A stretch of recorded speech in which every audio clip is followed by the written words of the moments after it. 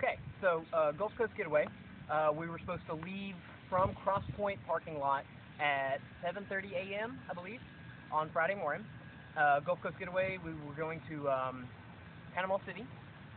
It is a conference of Christians, but it was very different from Campus Outreach or Last Leaders or other ones I've been to. Gulf Coast Getaway is pretty much Christian activism. It's not, hey, let's go, just give Bibles to people. It's like, hey, these people are without water.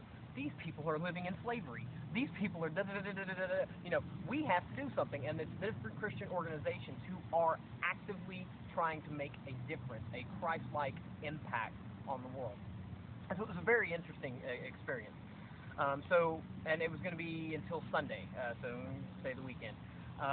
So I'm driving back, and it doesn't take a whole lot of time for me to put together that the amount of miles I know I have to get there to my grandmother's on my GPS, the amount of miles that I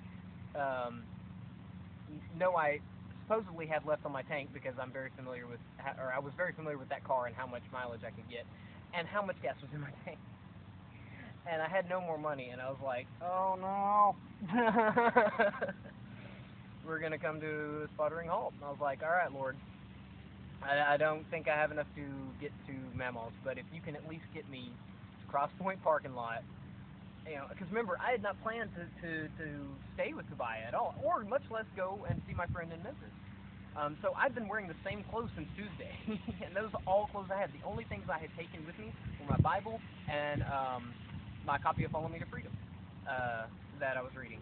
And and I was like, okay, if I could just make it to Cross Point, I'll sleep in the car, I'll get up in the morning, and I'll just go to the Gulf Coast Getaway in the clothes that I got on, and I won't take anything with me. And immediately it popped into my head, do not take a staff, do not take a wallet, do not take an extra change of clothes, just go, which is, for those of you who don't know, it's a commission that Jesus gave to his disciples when he was sending them out in groups to the 72 disciples and stuff like that to preach the gospel originally before he ever prophesied that he died, or that he would die. It was just like, oh, that's real funny. That's real funny. There's moments like that where scriptures will, something will happen, and I'll say something, and I'm, praying, and that will come into my head, and it makes sense like it never did before, or it's like, accurate to my current situation, and I had not pre-planned that. Once again, just an interesting synchronicity of things. Excuse me. So, well, guess what? I literally sputtered into a parking spot at the back corner of the Cross Point parking lot at about 3 in the morning. It was around that time, and I slept in my car. It was freezing cold because I didn't have a blanket or anything. And I woke up that morning, and people were starting to get there, so I just got out of my car and casually walked over, joined the crowd, got on the bus. No one realized until we had left that I didn't have anything. I didn't tell anyone. I was like, oh, I didn't have anything. It was just like they started realizing it. Where's your stuff? And I'm like, oh, don't worry about it. I also had no money. I used it all in the past week, and so I was like, oh, there's a wasp right there. Nice. And so as people start realizing, what are you crazy? What are you doing? It's like, it's all right. I'll be fine. I've been wearing these since Tuesday. Maybe there'll be a washer and dryer there. I don't know. What are we staying in again? It's like, is this a hotel? Is this what is this? People's homes? And they said that it was the really nice tall apartments there on beachfront things. There's a specific word for them, and I forget what it is. They're nice. Anyway, so also it led to, because I had just planned on, because I'd been starting to dabble in fasting, because that's something that we had talked about as a kid and stuff like that, but it wasn't really encouraged in the Church of Christ to fast. And so I had started trying to see how long I could go without eating and try and find ways to focus that energy elsewhere, and also remind myself when my stomach grumbled that, there's other people out there who can't eat. I could eat, whether it's America. I could find some way to eat, but I just knew, and things that I've been reading and things that I've experienced before is like this is a reminder. This is letting your stomach grumble with the aching bellies of the world, and it's a bit of solidarity in that to remind yourself that there's just bigger things going on. And so I started doing that. So I was like, okay, I'm just gonna fast a little bit, and I'll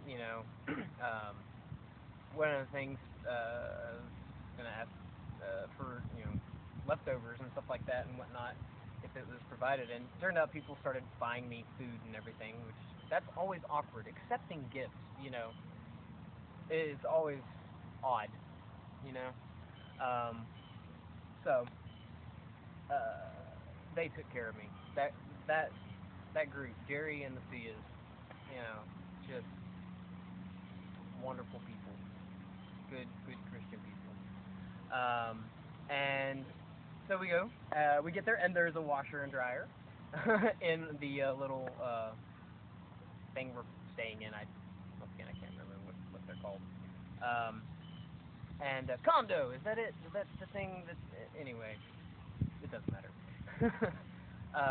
There was one, so I did get to wash my clothes. Yay! And then the first morning, Saturday morning, I come walking down the steps with the group and everything, and everybody's been walking past us. There's a bush at the edge of the condo on the other side from us, where there's just a black shirt that's laying on the thing. I guess it had fallen, or somebody had dropped it or thrown it on there. And I was like, oh, black shirt, my favorite color, And so I flip it inside out, and it's the shirt that I was wearing in the 4 previous videos that you watched, the one that says Peace and Love, for Walton Beach, Florida. And I was like, well, that's odd. And we're in Panama City, and it was brand new at the time. It didn't have the sleeves cut off. I mean, it was brand new. But it was from Fort Walton Beach, and I was like, well, that's odd that I got a souvenir shirt from Fort Walton Beach and not from Panama City. So I got that, and I was like, good, I have 2 shirts to wear while I'm here. And so, we go through the day, and we got to spend some time on the beach. That was great. I hadn't got to be at the beach in quite a few years, probably since I was in high school, I think. So it was really, really nice. Even though it was cold. It was still in January. But it was odd. That night I get back to the thing and end up talking on the phone with a friend that I had mentioned earlier.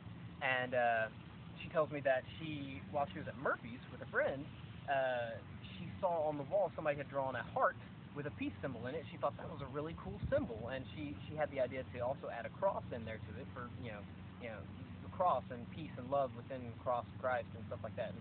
And so we it was a pretty cool idea, but I was like, really? You saw that, and that was, but then I was like, I just found a shirt today. You know what was all over it? Peace symbols and hearts and peace and love, and it's all in rainbows, and wasn't much of a rainbow person at the time, And I was like, so when I get back, I'll give you the shirt, you can have a souvenir. And so that ended up happening. I ended up giving that when I came back and stuff.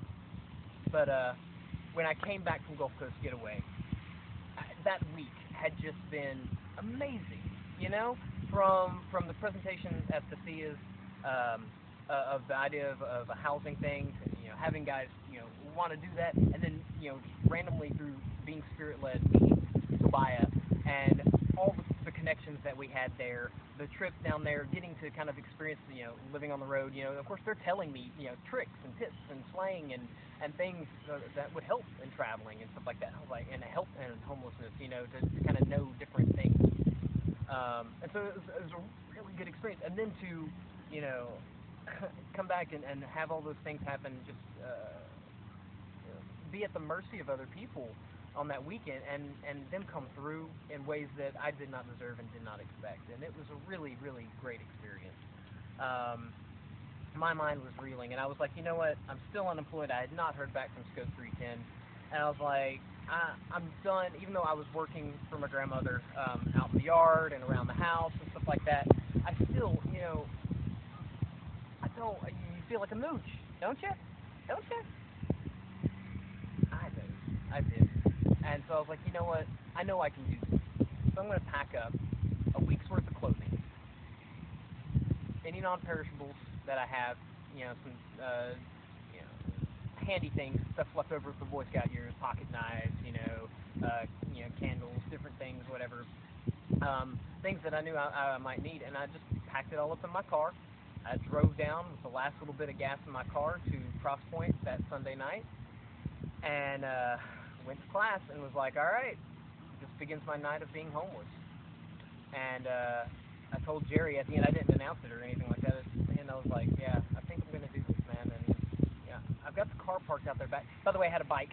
I had my bike, and it was on my bike rack on my car, and so I was going to use my bike to get around town. And I was like, I could find another place it'd be a problem, but it'd be nice if I could find a place to park my car as kind of a home base. And he was like, you can do that. I'll talk to the elders. You can just leave it out in the back. So had the home base. After the thing with the Cias, I decided, oh yeah, the Ark has a 24-hour worship and praise going on right now. Let's go see what's up with that. So I threw some stuff in my backpack, including, I was starting to make jewelry at the time, hemp jewelry and stuff like that. I decided I wanted to try and do that, maybe give some to the kids at Casa, maybe use it as a form of income while I was in the States, and just kind of give me something to do in my spare time, other than reading. And so I packed it up, hopped on the bike, rode down to downtown, and sat down there at the Ark. And I'll talk about that one in my next one.